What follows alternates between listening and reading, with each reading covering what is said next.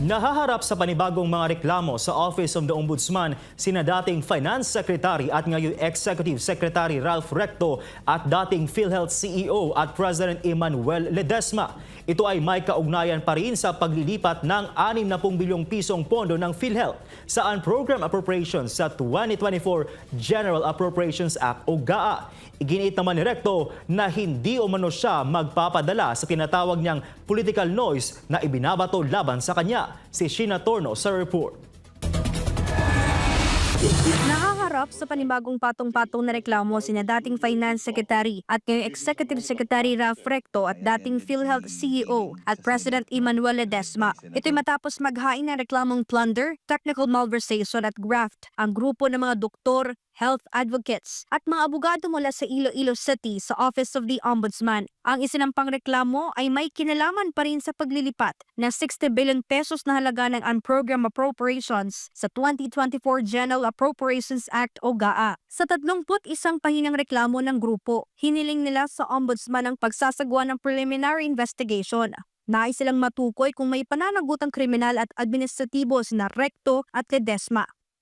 Ang elemento ng crime ng technical malversation ay una, it involves public officials, Secretary Recto and Ledesma, and this involves public funds, no? And they have the power over these funds, and these funds were utilized not for the purpose for which they were appropriated, no? And sinabi nga sa Supreme Court decision that here, there is an action by the Secretary of Finance that is void because it violates the existing laws, or it is tantamount to amendment of existing laws.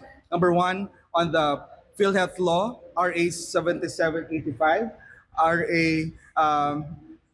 11223, or the Universal Healthcare, or even the syntax laws.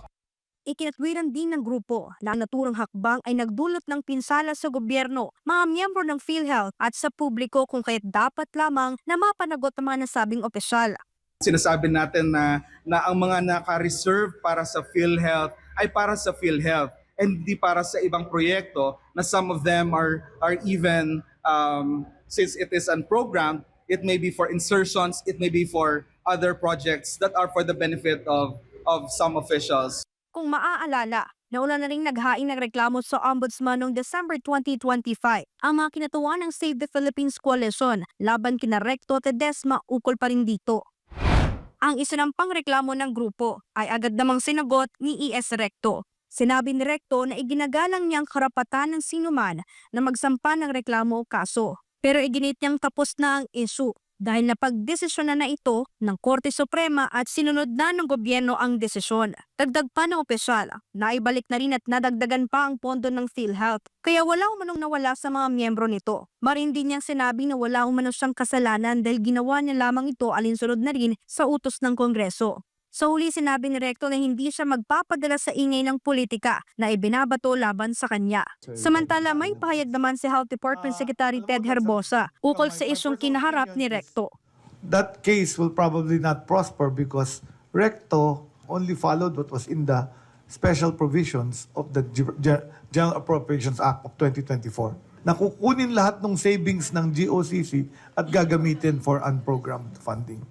Sa panig naman ng Ombudsman, pag-aaralan o isa sa ilalim muna nila ito sa tamang proseso kung saan dadaan sa evaluation ang mga isinampang reklamo. You have to look at the totality of the picture para malaman natin kung saan natin dadalhin yung kaso. Kung ano ang pwedeng gawin, kung ito ay mag-merit ng criminal liability o kaya meron pang ibang liability na pwede mag-attach. Para sa Diyos at sa Pilipinas kong mahal, ito si Sheena Torno, SMNI News.